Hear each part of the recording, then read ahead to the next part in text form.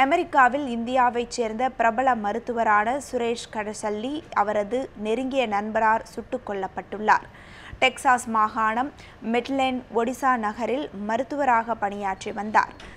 அவரை பார்க்க வந்த நண்பர் ஐயாசாமி தங்கம் திடீரென்று சுரேஷை துப்பாக்கியால் சுட்டுக் கொன்றுவிட்டு தானும் சுட்டு தற்கொலை செய்து கொண்டார். மருத்துவர் சுரேஷ் சிகிச்சை பெற்று வந்த அவரது குடும்ப நண்பரான ஐயாசாமி இந்த சம்பவத்திற்கான காரணம் என்னவென்று தெரியவில்லை. பெங்களூருவைச் சேர்ந்த சுரேஷ் கடசல்லி பெல்காமில் உள்ள ஜவஹர்லால் மருத்துவக் கல்லூரியில் படித்தவர்.